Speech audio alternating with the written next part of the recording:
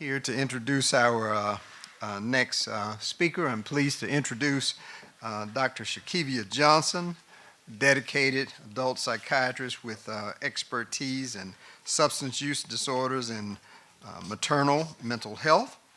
She's a graduate of Jackson State University and the University of Mississippi Medical Center.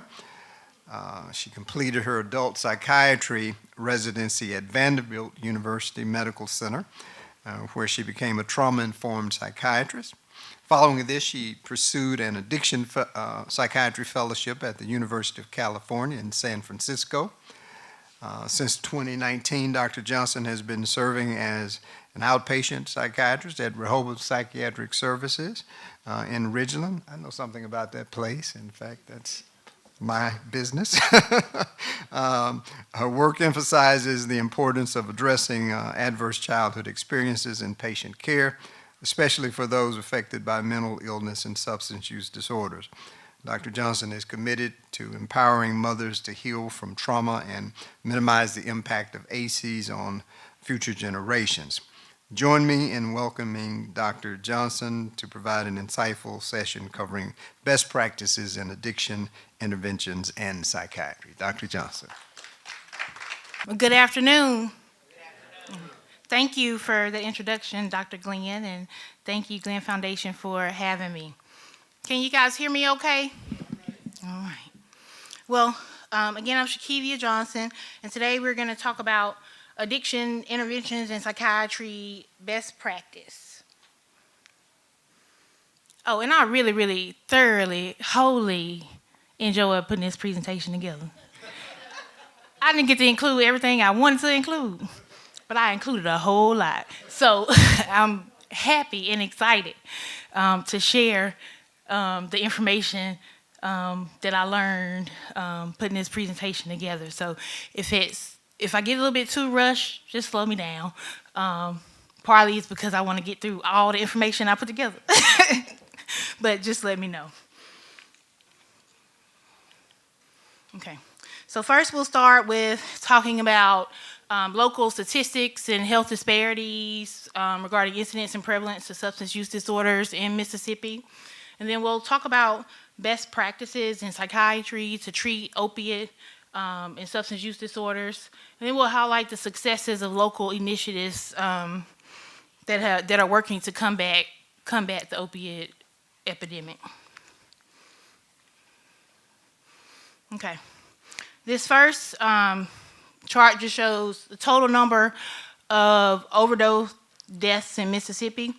The total number for 2020 was 586. The total number of deaths increased sharply.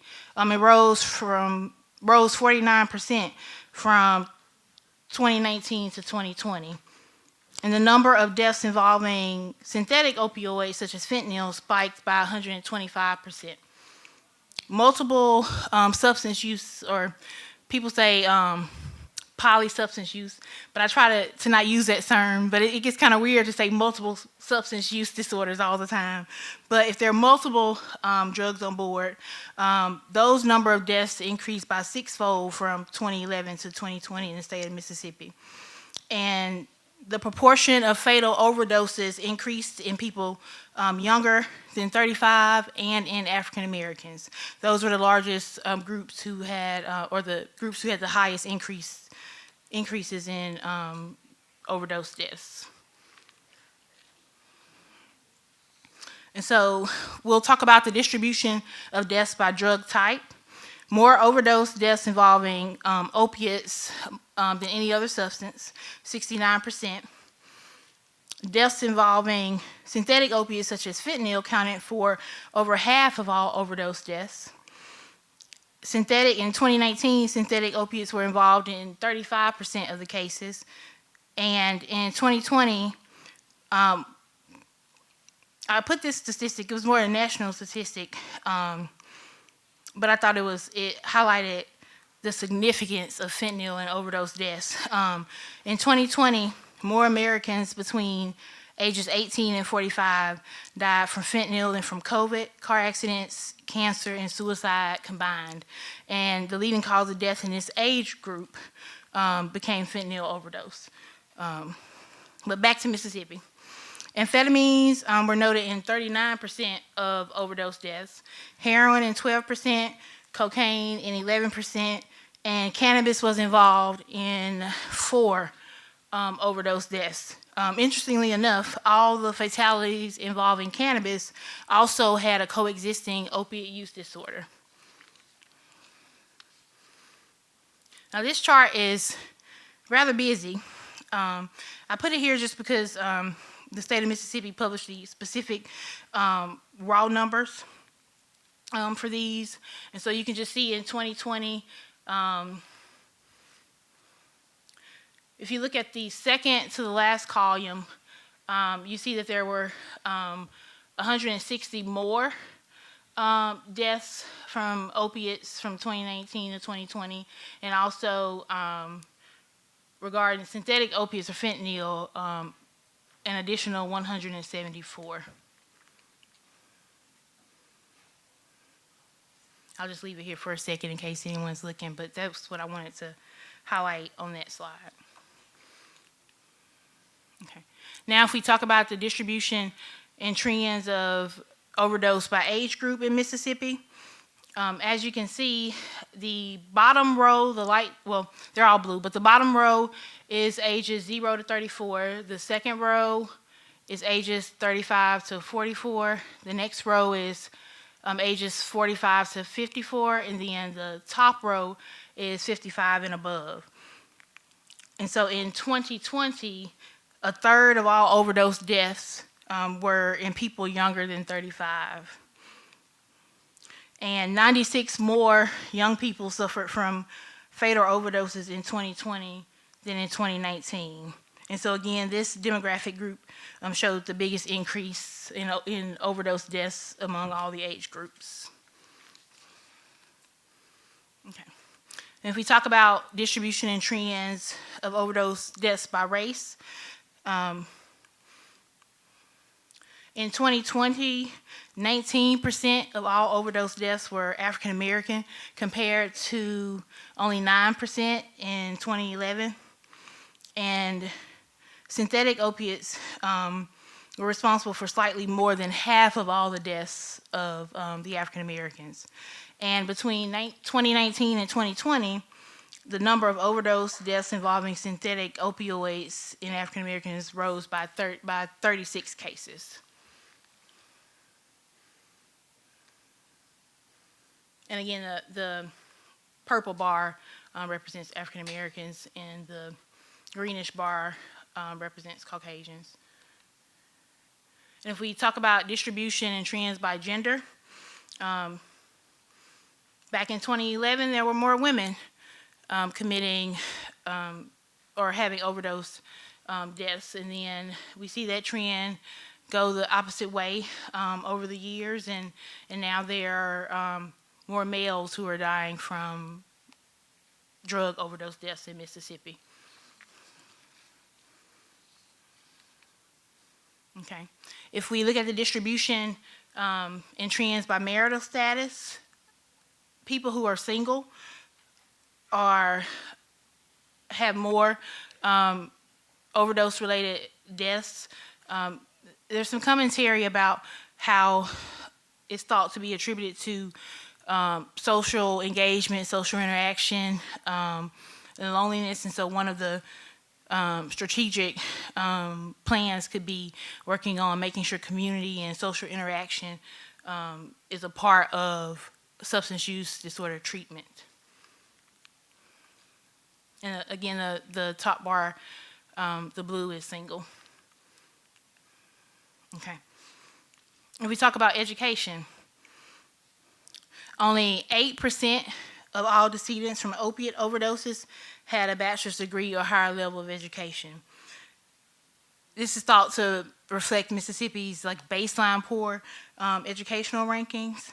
In 2019, only 22% of the state population older than 25 or older had a college education, and that was 14% below the national average of 36%. And so investing in Mississippi's higher education system and improving educational performance may be important steps for increasing the well-being of our state, its residents, and preventing substance use disorders and deaths. And so they have this map of all the counties and different shades, the different coloring in which group with the amount of overdose deaths. And then I saw a lot of different articles that ranked different counties as number one, but of course it depended on when it was. So this is just from my interpretation of the state map, what I identified as hot counties. It's Alcorn, DeSoto, Lee, Pontotoc, Tate, Lowndes, Madison, Hines, Rankin, Lauderdale, Jones, Marion, Lamar, Forest, Pearl River, Hancock, Harrison, and Jefferson. And that's not to highlight these counties in particular. The other counties, the rest of the counties had opiate overdoses as well. And it wasn't, or drug overdoses. And it's not that it's not happening in these other counties. These other counties are just smaller. So overall, except like in metropolitan areas, it's about the same. It just depends on your population. And so this next chart just shows the total number of overdose deaths and what area they lived in. I think the contrast is rural versus metropolitan, and I think the biggest takeaway geographically is that there are more opiate overdose deaths in metropolitan areas, but there are also more people.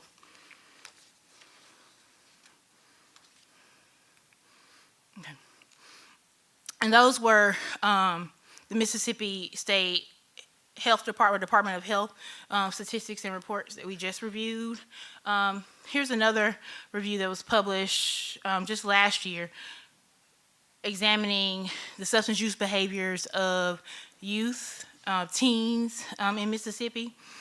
And so we'll just review some of their findings. And so as far as teenagers who ever used marijuana, it was 25% in Mississippi versus 27% nationally, and so there was no significant difference in that. It's all the same. But however, every other category we're doing more. So as far as teens who have ever used inhalants, 12% ever used heroin, 4% compared to the national average of 1%. Ever used methamphetamines, 4.5 compared to also 1.8. Ever injected any illegal drug, nearly 4% compared to 1% as the national average. And this is also defined later when we talk about risky behavior. We're talking about being offered, sold, or given illegal drugs on school property.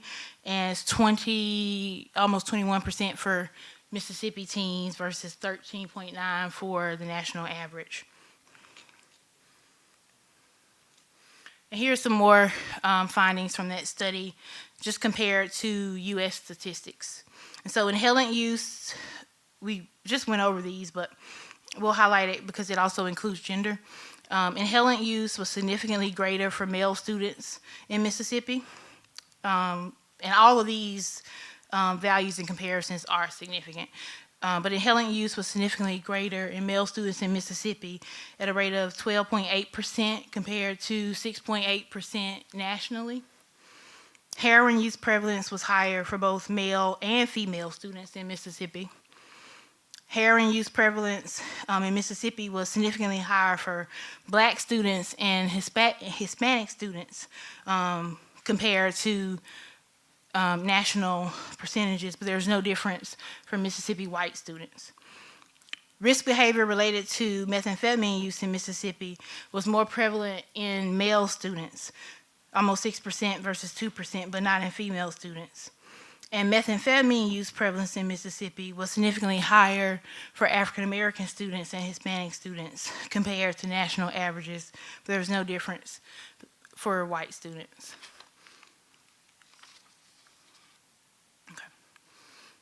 Risk behavior related to illegal drug injection in Mississippi was more prevalent in both female students and male students compared to national averages.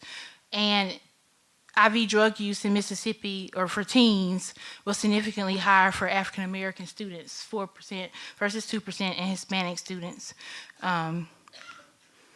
Again, risk behavior for ever being offered, sold, or given an illegal drug on school property in Mississippi was more prevalent in both female students and male students at 19.5% and 22.4%.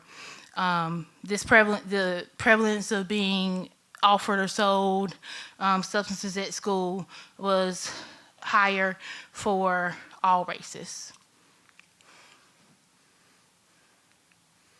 And we'll just flip through these quickly. It's essentially the same thing, but I thought the graphs, in case someone needed it visually. Cannabis use in Mississippi for teens is less than national. Inhalant use is higher. Heroin use is higher. Methamphetamine use is higher. I don't know what made that peak in 2015. I didn't get to investigate that. And the same thing was for the previous substance as well. And injection drug use also higher in a peak in 2015 too. Anybody know what happened in 2015? No? Okay. I don't know. Then also being offered or sold or given illegal substances on school property is higher, with also a peak in 2015. That was a rough year. And so that's what I asked. Oh, no.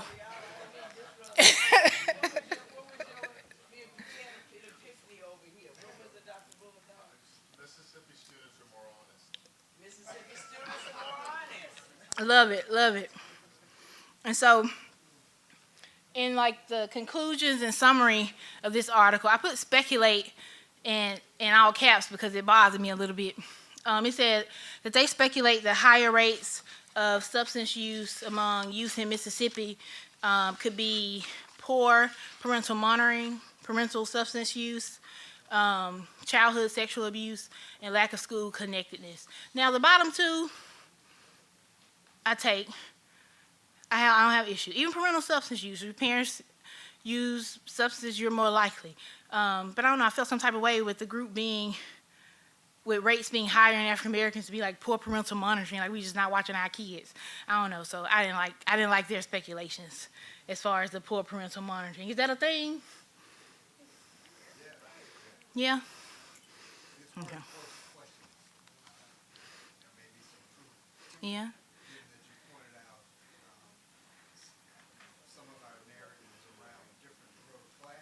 Mm-hmm. We tend to tell ourselves, whether accurate or not, Mr. Armstrong pointed this out this morning, Yeah. that we assume certain things to be or not be Mm-hmm.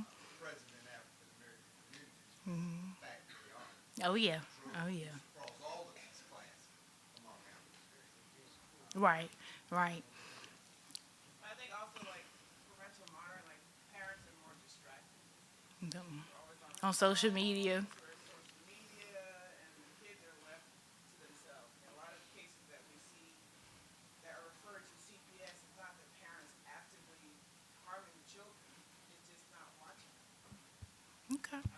So it's just that we're just more distracted.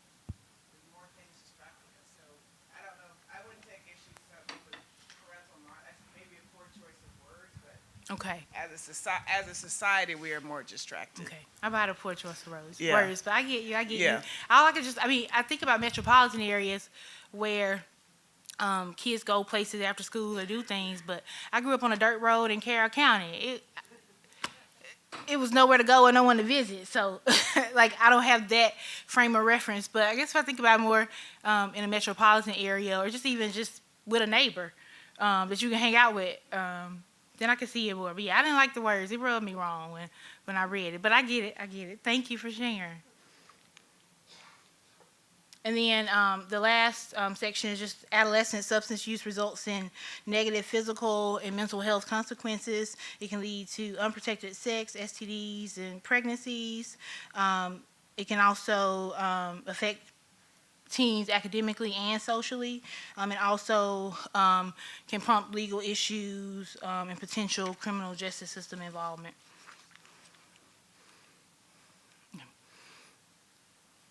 And so this paper did highlight that there are racial and gender disparities with substance use in teens in Mississippi, and it highlights the need for more interventions for these populations in particularly. And then, of course, socioeconomic status. This includes poverty, economic hardship, and I don't want to beat up on Mississippi today. But economic hardship is strongly associated with increased substance use among adolescents, and families experiencing financial stress may have limited access to education and healthcare resources, including mental health services, which can lead to higher rates of substance use. And I thought this next info was pretty interesting. It's back on education, but in Mississippi, educational disparities are found as early as preschool. Only 51% of 3- and 4-year-olds are enrolled in early education. Only 34% of kindergarten students score at or above state benchmarks. 75% of public school students are economically disadvantaged, and over half of those are African American. In 2018, 21% of African American students met ACT benchmarks in reading and math, but it was 16 points below the state average and 32 points below the national average score for whites. Mississippi schools have fewer resources for comprehensive drug education and prevention programs compared to schools in other states, and this results in decreased awareness of risk associated with substance use. And substance abuse or substance use prevention programs are crucial for reducing the rates of adolescent substance use. And so limitations of this study, it only included teens in school, so it did not include teens who had dropped out, who were homeschooled, or who were in alternative school placements. It also did not include information about prescription opiate use.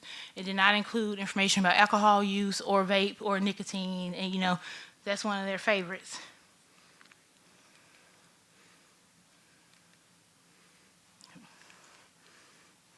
Okay. We're going to move over a little bit and talk about just disparities with substance use disorders in Mississippi. There's an insufficient number of treatment programs for the demand among those with substance use disorders. A lot of facilities struggle with inadequate funding, staffing shortages, restrictive policies that limit their ability to offer comprehensive care. Some people may face long wait lists in trying to get into treatment, or may be unable to find treatment altogether.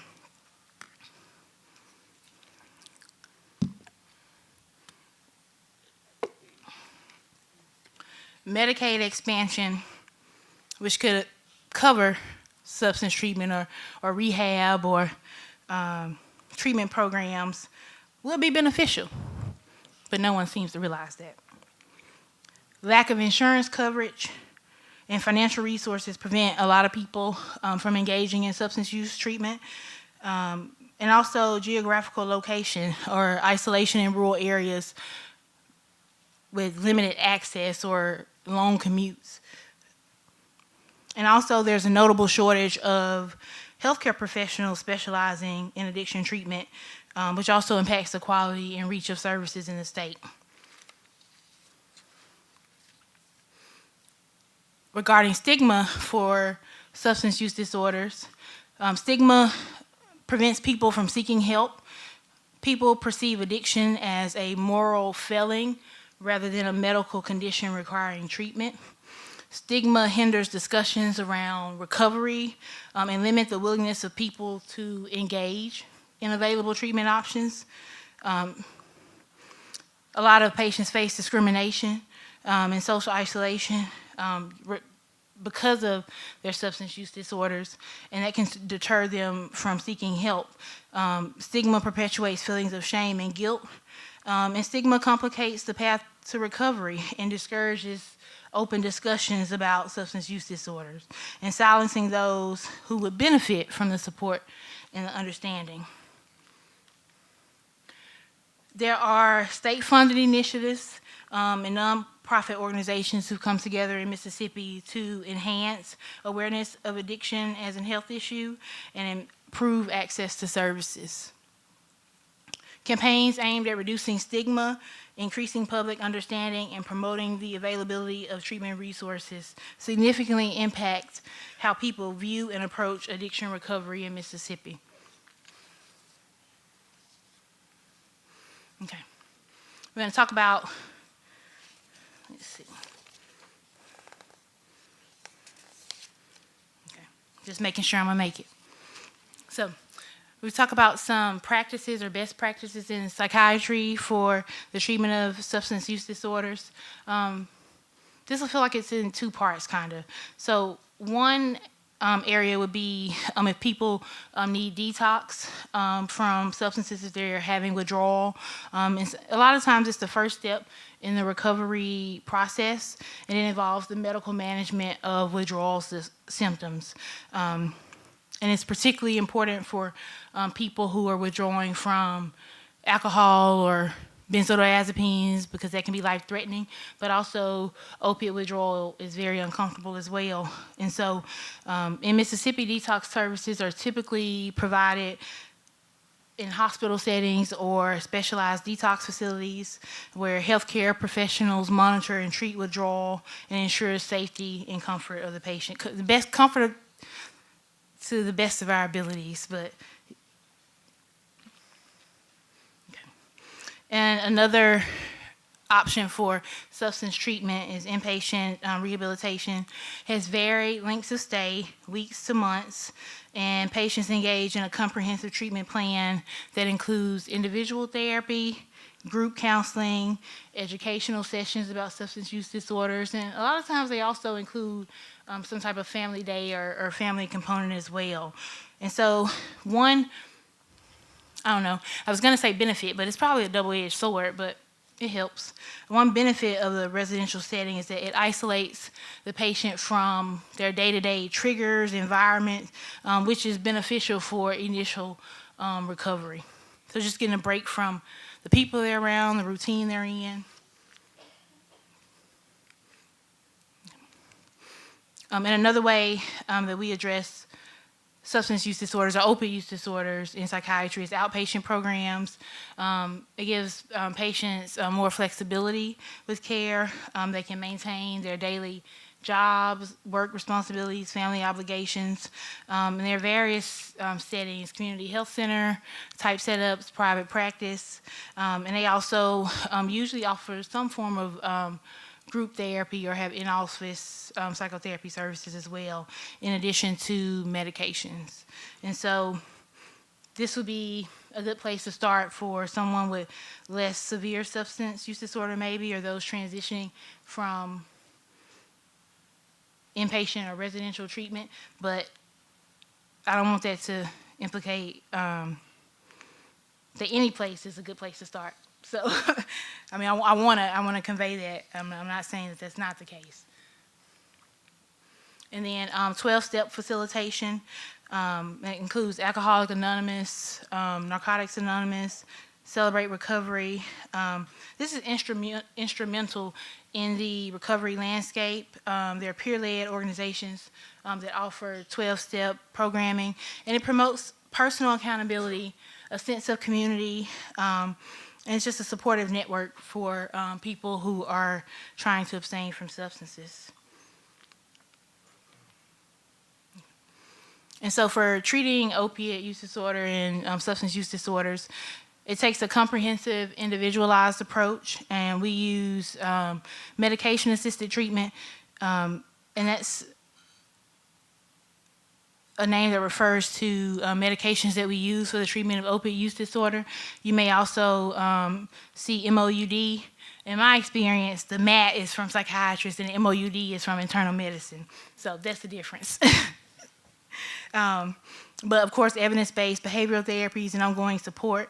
And it's important to address co-occurring mental health conditions, providing access to medications, and working on long-term management and recovery support. And just a little bit more details about medication-assisted treatment.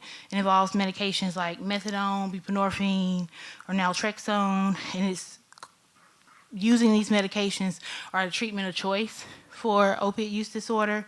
It helps reduce withdrawal symptoms, cravings, and risk of overdose, and also increases retention in treatment programs, and increases the patient's quality of life, and I put societal productivity. People are able to have jobs, take care of their families, and lead successful lives with the help of medication-assisted treatment. And so there are also behavioral therapies that can be used. Motivational interviewing is one that's cornerstone as well and foundational in the treatment of substance use disorder. I'm also a fan of contingency management, and I did a research project where we used contingency management for patients with alcohol use disorder, and it was only once a month, but they got to draw so many slips out of a fish bowl, and for every consecutive injection they got more draws, and it was for monetary value, but had to be spent. It was at the VA, but had to be spent at the canteen, and it was really exciting and really cool, and really helped people stay on the shot, and they were excited about the prizes and drawing. So I really enjoyed that.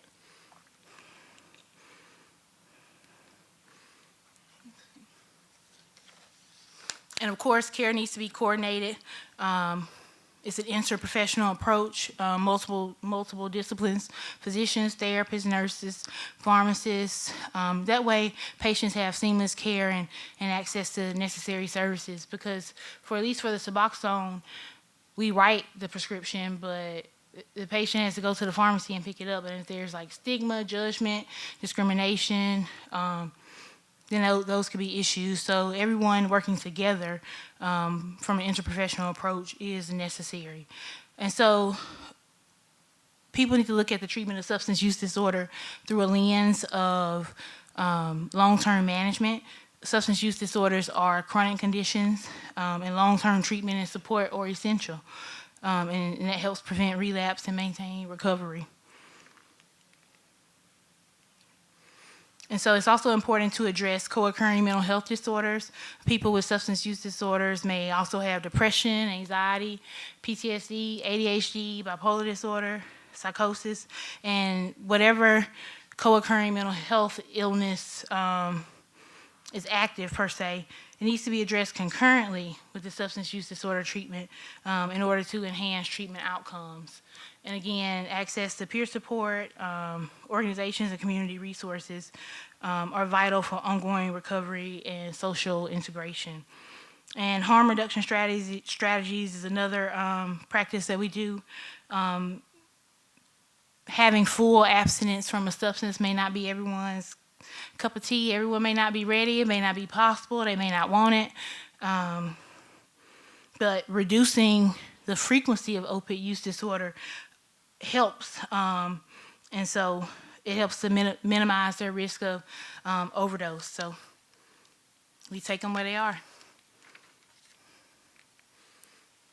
And so for screening and diagnosis, it's not just in psychiatry, but EDs, primary care doctors, early identification of those who are at risk for substance use disorders would be helpful, using screening tools and implementing treatments for that. And also addressing underlying social and environmental factors that contribute to substance use disorders with prevention programs would be helpful in reducing the overall burden of substance use disorders.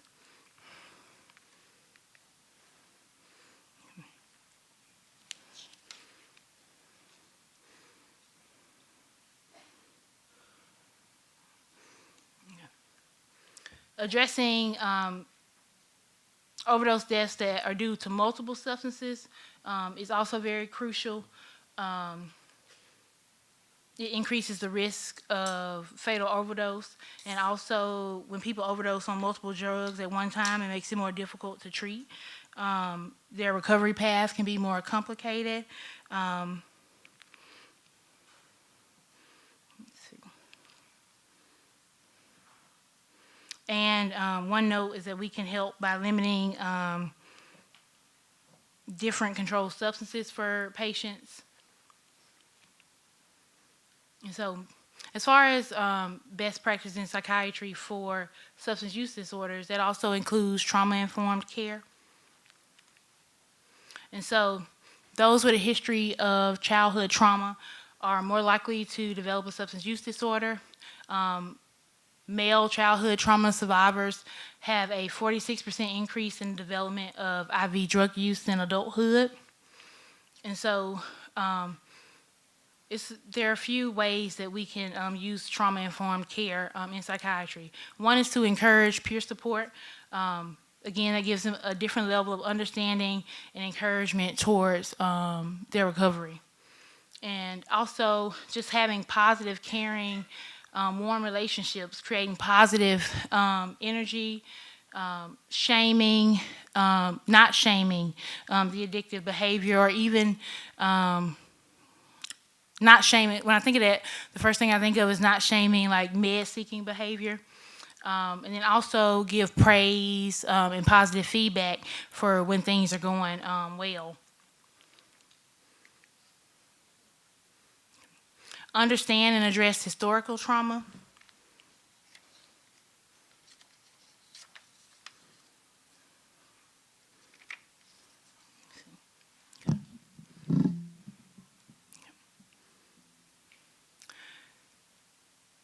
I think it's important for all of us to understand that there's an inherent social system of discrimination that patients deal with even subconsciously. So just understanding that they are there and that we must identify them and name them with patients so that they can engage better in treatment services. So pay attention to race, gender, and class, and also historical trauma. Bring awareness to the idea that minorities usually have an experience where their pain was dismissed, ignored, or untreated. There are a lot of our African American men who are in the prison system, and accessing substance use services within that system can be a continuation of trauma. African Americans are arrested for drug-related offenses at disproportionate rates. Be mindful of historical relationships with African Americans, and just taking medications, going to the doctor, engaging in care, period. And also harm reduction is another way we can do trauma-informed care, because it gives patients the ultimate control and supports them even when their choices don't reflect what we want.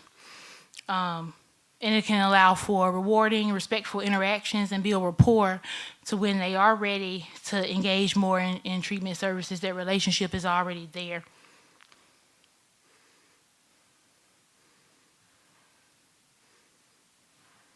And let's see. Oh, and I saw this this statement at the last line. I thought it was interesting. Way to put it, at least. Harm reduction helps to keep those in active use alive, and the dead don't recover. So, all right.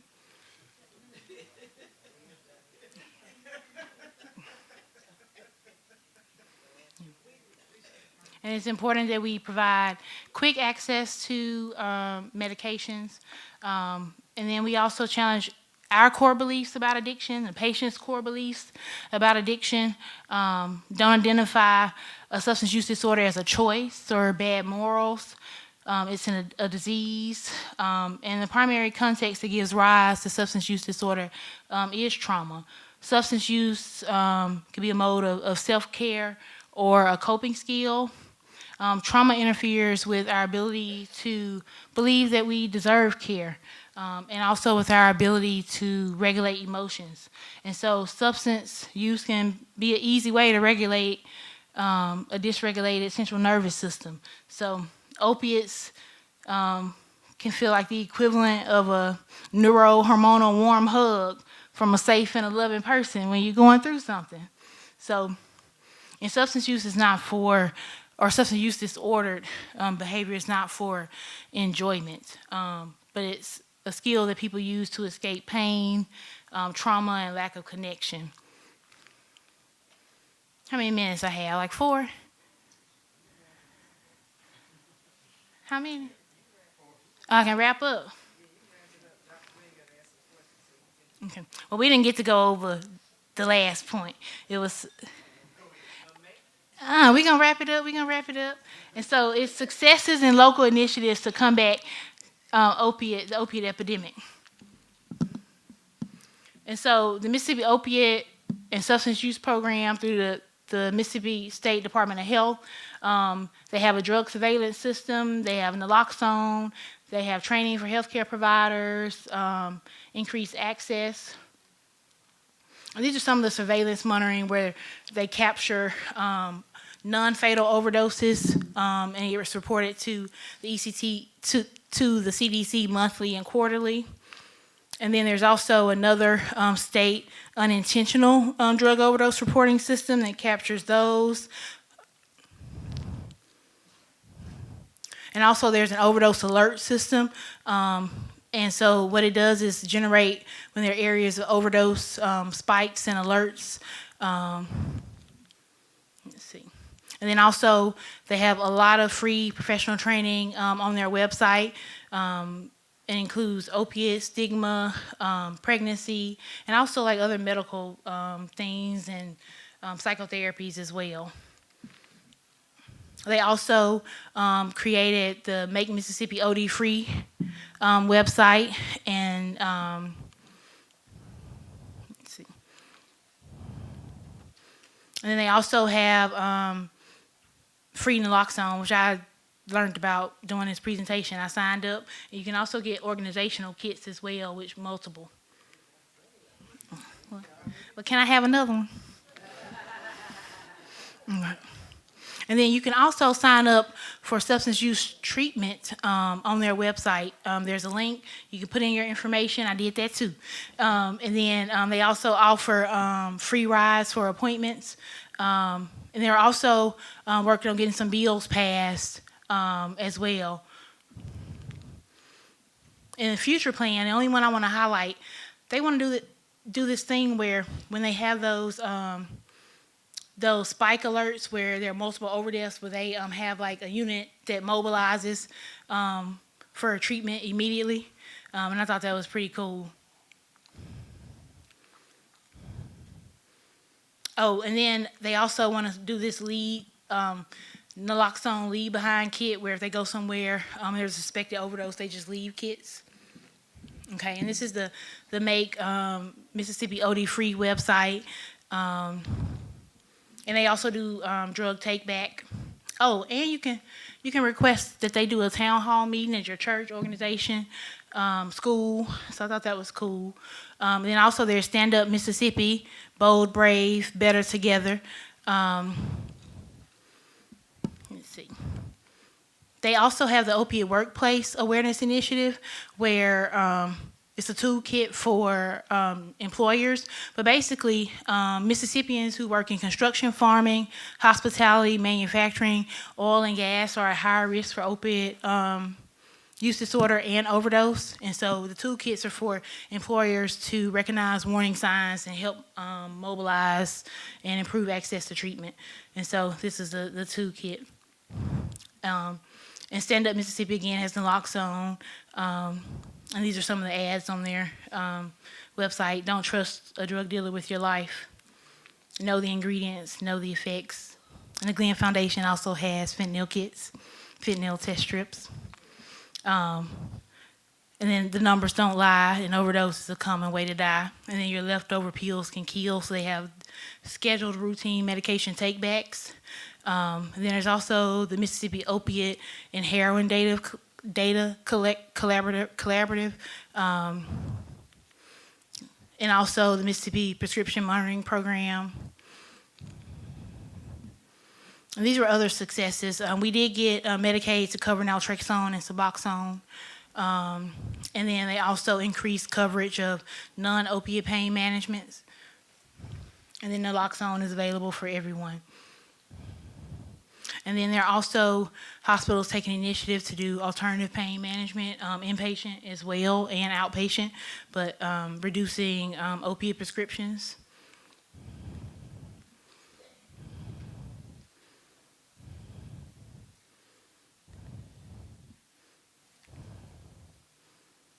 The only thing I want to comment is the indented line. We have improved documentation of drug overdoses on death certificates. And so the fatalities with no drug recorded were 53% in 2011, and we're down to 4% in 2020.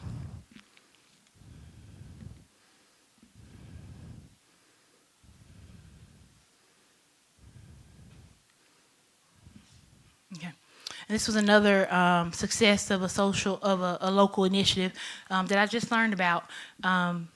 Is Marie Hamilton Abston.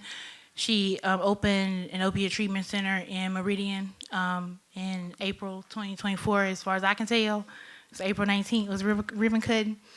So I thought that was exciting. I don't know if anyone knows her or knows her story. She's an accountant by training, but her mom died when she was 9 due to substance use disorders. Oh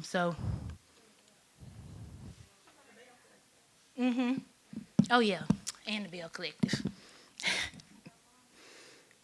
All right.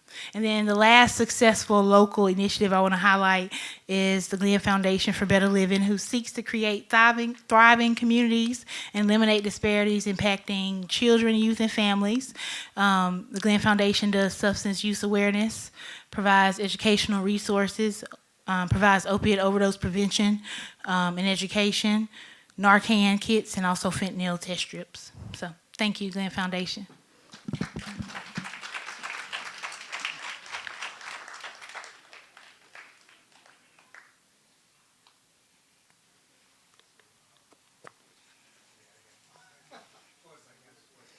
Any questions or comments?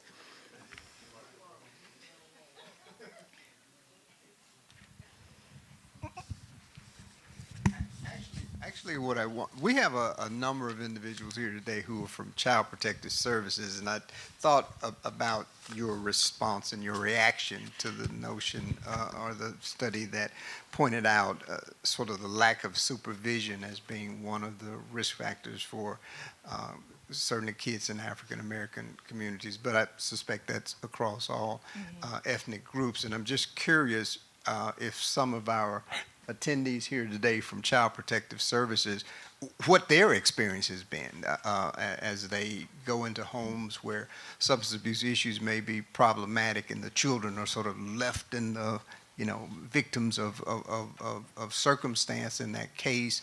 Do they find that there is a higher degree of, poor supervision, or what seems to be happening with kids, if any, is willing to? I'm just kind of trying to. I'd like to hear as well. Yeah, if anyone wants to share their experience along those lines, we welcome it.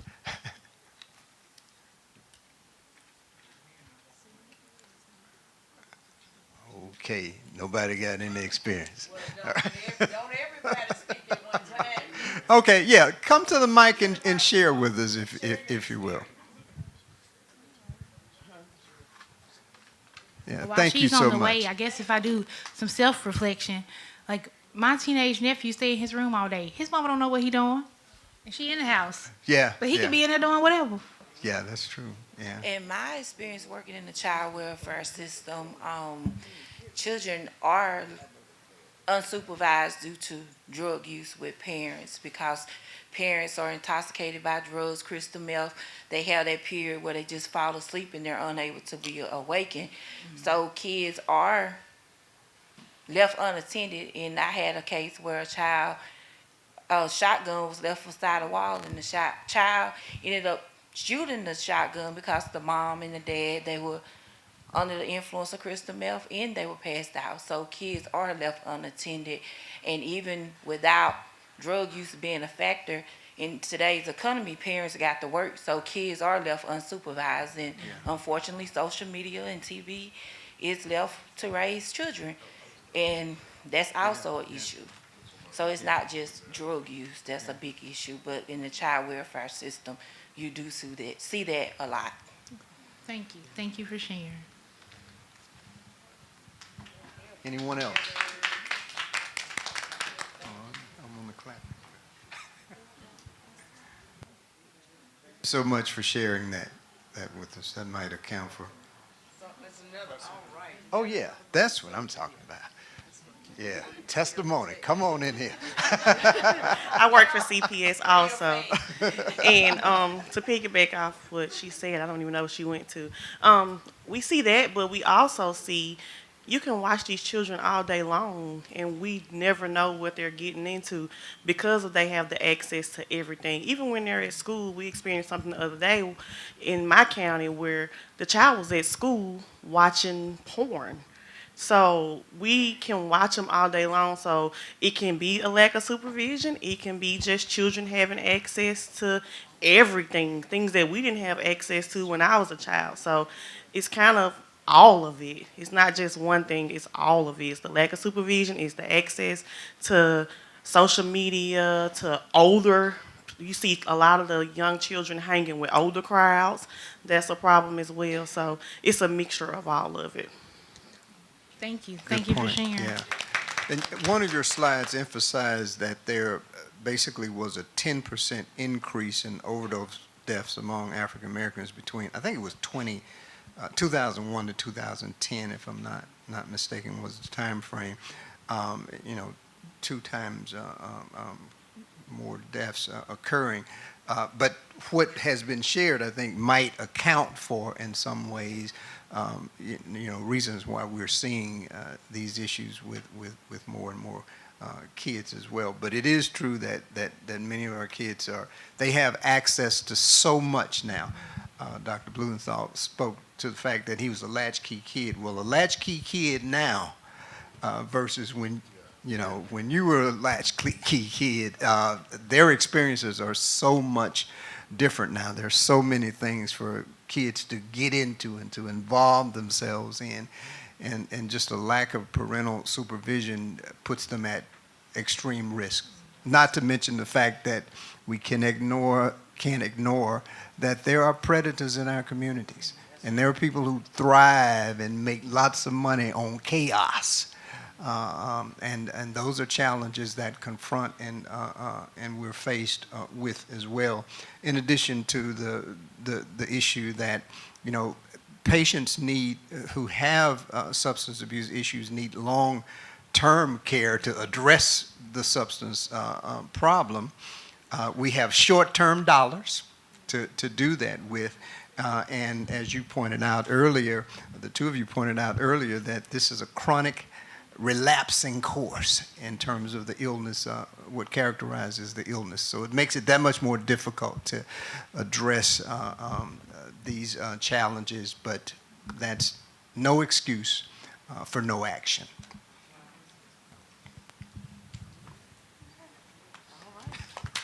Thank you, guys.